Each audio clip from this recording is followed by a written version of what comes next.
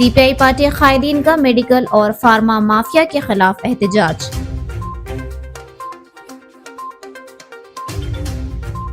مسجد وقف تحفظ کمیٹی کی تشکیل پر تنازع، آواز کمیٹی اور مسجد کمیٹی کا کرنول وقف دفتر پر احتجاج۔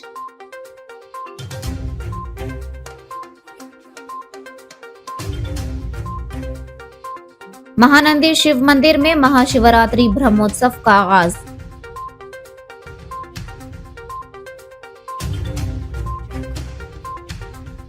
نندیال میں شارٹ سرکٹ کے باعث مکان جل کر خاکستر۔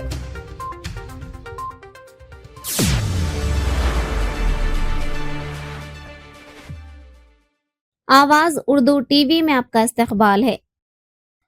کرنول میں آواز کمیٹی کے ارکان بداب خان عرف خیام خان مسجد کے کمیٹی کے نمائندوں کے ہمراہ کرنول ضلع وقف دفتر پہنچے اور موجودہ مسجد کمیٹی کو اطلاع دیے بغیر مسجد وقف تحفظ کمیٹی کی تشکیل میں وقف انسپکٹر کے کردار پر سوالات اٹھائے۔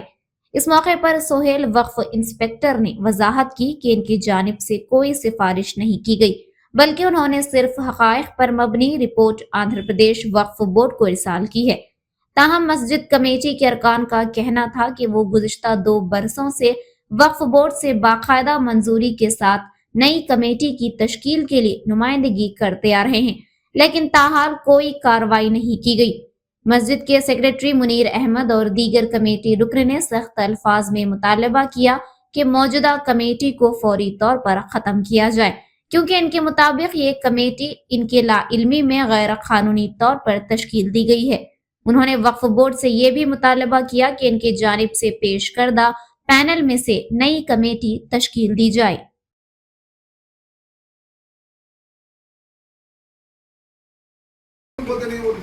فون کرو نا، رکھ لیا تو مینجمنٹ کمیٹی بنا دے تو چلو ہمیں رہی مرکز کرنے تو بڑا بڑی ہمیں کمیٹی ڈالیں گے، بنا لو ہماری کمیٹی بنا لو۔ فون کے ہاں کے ہاتھ میں نہیں، کیا تعلقات نہیں، وہ مسجد پہ کافی جیسے سو بھی نہیں، ایسا کیسے بنا دیں سر؟ رپورٹ بھیجا ہے، بھیجو اس کے نہیں، وہ رپورٹ میں بھی وہ کو جاتا ہے، کیا چھپکے پوچھتے ہیں، اندھارے میں پتھر لاتے نہیں ہیں ہمیں۔ مسجد ہے، نماز پڑھتے ہیں، 250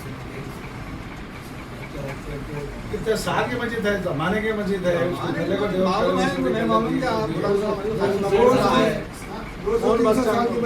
کیا بڑے بھائی دیکھیں نیچے میں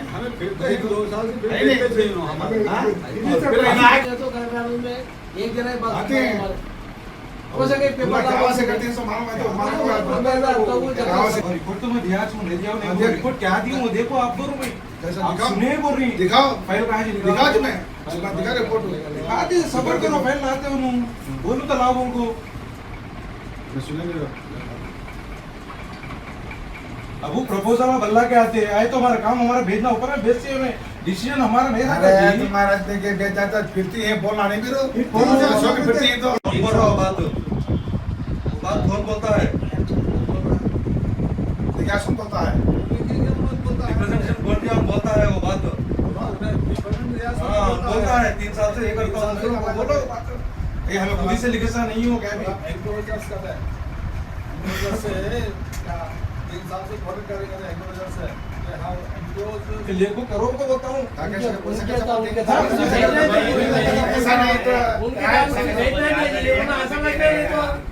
وہ ایک بات بول سنو، ایک بات سنو، ارے میں کیا بولتا ہوں، یہ in view of the above it is requested request کریں request کیا پورا پڑھو ہوں requested that chief executive officer may kindly take necessary decision.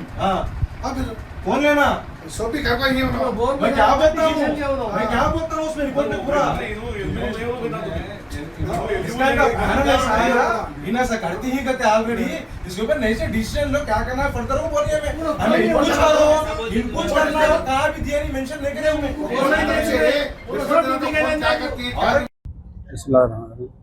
السلام علیکم، میں سیکریٹری بڑھن خان خائم خان مسجد کمیٹی اولڈ بس اسٹینڈ کرنول، جو کچھ بھی ہمارے بڑھن خان خائم خان مسجد کے تعلق سے جو پراپرٹی survey number 154 के ताल्लुक से जो हम लोग जो press meet कर रहे थे मस्जिद क़ाइम खान में, उसके अगेंस्ट में खलंदर बोलने वाला हुसैन मियाँ का आदमी वो कोई पोस्ट उसको जो है सो दे के है, वो इसको काउंटर करने के लिए वो भी स्टेटमेंट दिया है कि वो प्रोटेक्ट कर रहे हैं, ना कि जो है ना कब्जा कर रहे हैं।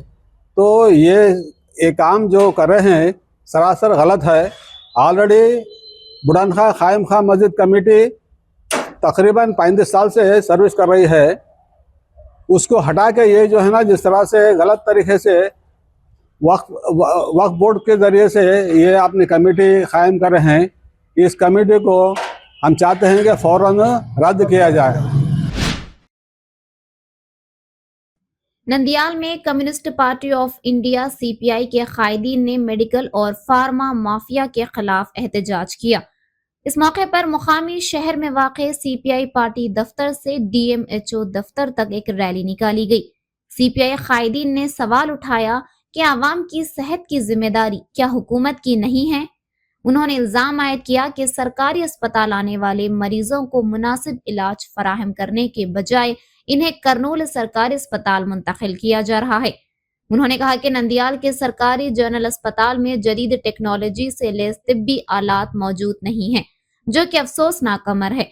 सीपीआई कायदीन ने वाज़ेह किया कि आवाम को मियारी तिब्बी सहूलतें और अद्वियात फराहम कराने के लिए जद्दोजहद करना नागुज़ीर हो गया है।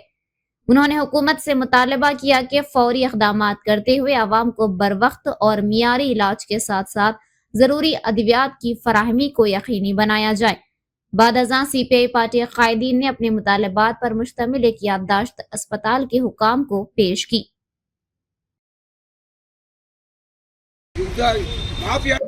భారత కమ్యూనిస్ట్ పార్టీ సిపిఐగా పేద ప్రజల ఆరోగ్యాన్ని కాపాడాలని, పేద ప్రజల ఆరోగ్యమే మహాభాగ్యంగా చెప్పుకునేటువంటి పేద ప్రజల ఆరోగ్య డే ఈరోజు మెడికల్ మాఫియా ఈ రాష్ట్రంలో పెను విషాదంగా మిగిల్చేటువంటి ప్రభుత్వ ప్రైవేటు మెడికల్ కాలేజీలని ఈ రాష్ట్రంలో 17 కాలేజీలను తీసుకొని వస్తే 17 కాలేజీలని ఈరోజు ప్రైవేట్ పరం చేయాలని ట్రిపుల్ పి విధానాన్ని తీసుకొని వచ్చి పేద ప్రజలకు వైద్యాన్ని దూరం చేయాలని చూడడం దుర్మార్గమైనటువంటి చర్య।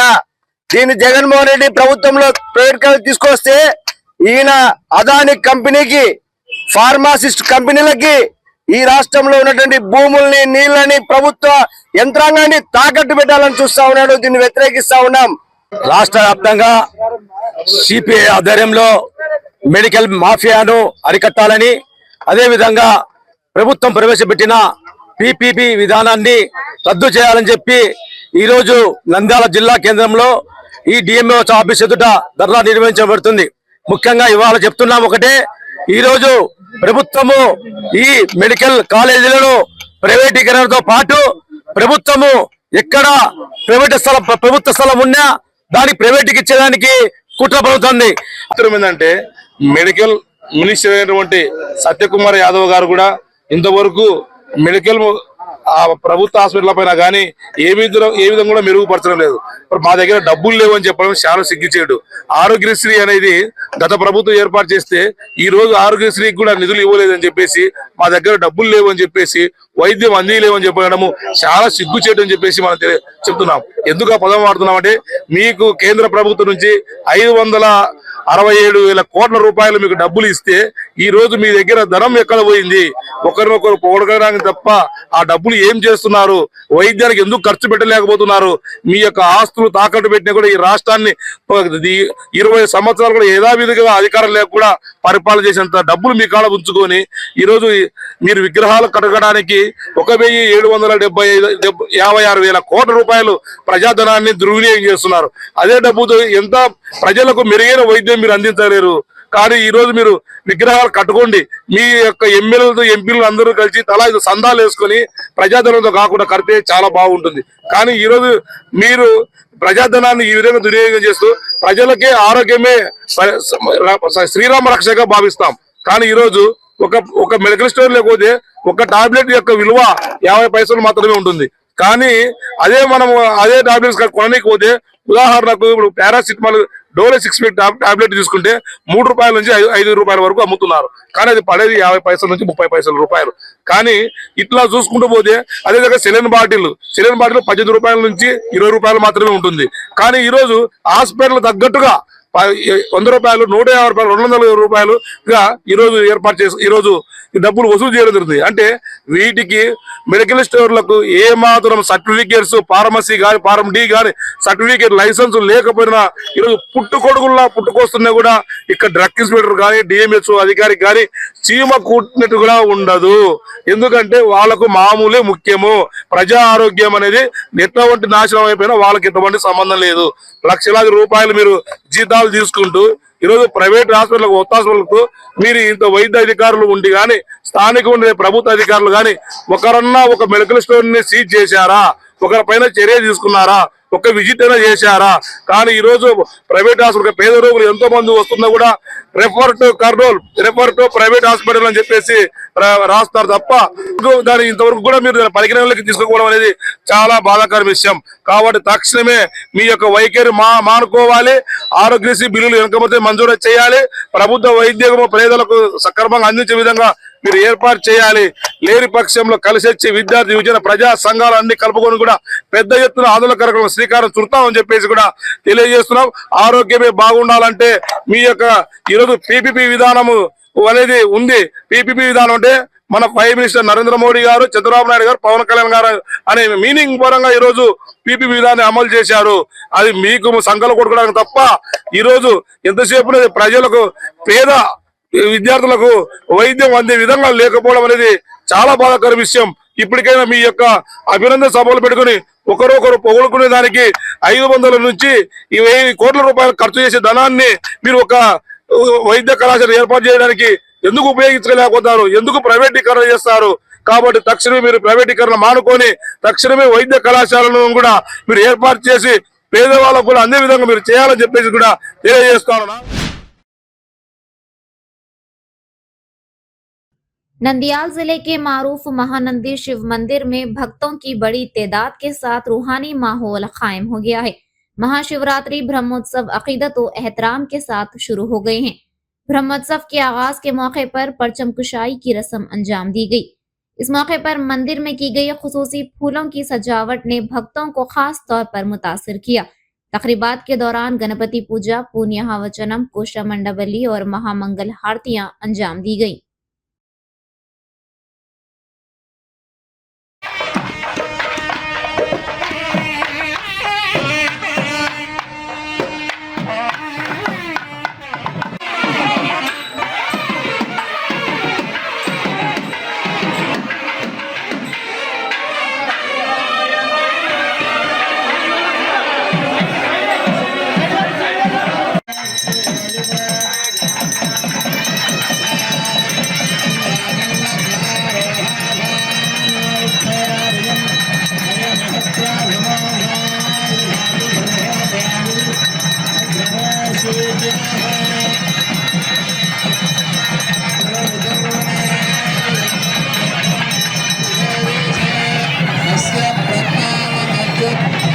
शक्ति हस्ताय धीमहि तन्नो स्कंदः प्रचोदयात्।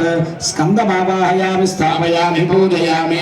चर्मसूत्रे नमो अस्तु सर्पेभ्यो ये के च पृथिवी मनो ये अंतरिक्षे ये जीवतेभ्यः सर्पेभ्यो नमः।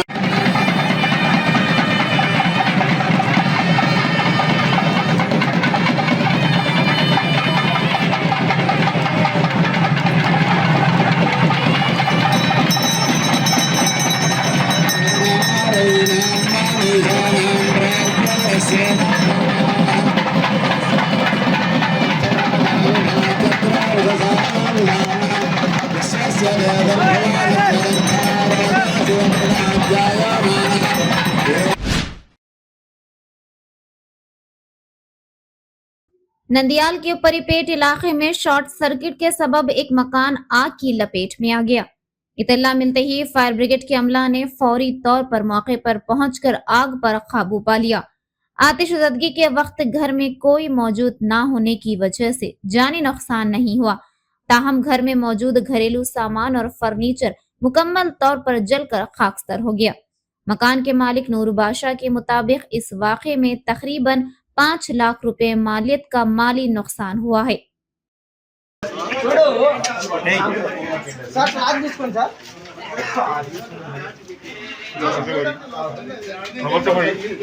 లోపలికి ఏడగొస్తున్నావు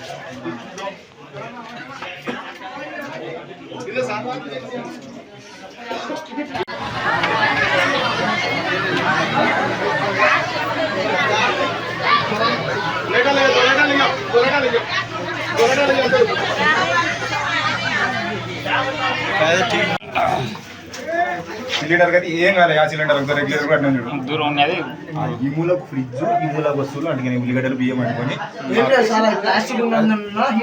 సారీ మీ పిలుచుకుంటే కొత్త రూపాయలు వస్తాయి ఎన్నిదైనా ఏం కాదు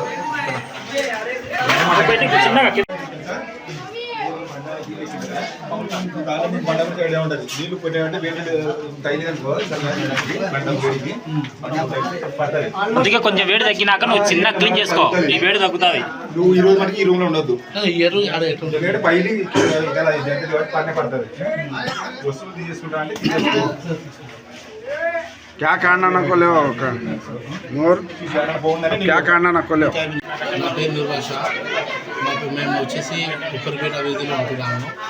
ఇప్పుడు ఈరోజు సాయంత్రం సడన్గా ఫ్రిడ్జ్ షార్ట్ సర్క్యూట్ జరిగింది. దానివల్ల అందులో ఫ్రిడ్జ్ కానీ ఏసీ కానీ తర్వాత ఫ్యాన్లు కానీ వంట సామాన్లు కానీ మొత్తం గ్లీజరు తర్వాత ఫ్యాన్లు గీజరు చాలా వరకు నష్టం జరిగింది. దయచేసి నాకు ప్రభుత్వం ఆదుకోవాలని మన చంద్రబాబు నాయుడు గారికి విజ్ఞప్తి చేస్తున్నాను. ఎంత నష్టం జరిగిందొచ్చు మీకు? దాదాపు నాకు 5 లక్షల వరకు నష్టం జరిగింది. అందుకోసము దయచేసి మన ఫిరోజ్ నగర్ కానీ మనకి నారా చంద్రబాబు నాయుడు కానీ దయచేసి నన్ను ఆదుకోవాలని నేను ప్రభుత్వం తరఫున నేను విన్నపం చేస్తున్నాను. मजीद इसी तरह की खबरों को जानने के लिए आप देखते रहिए आवाज़ उर्दू टीवी।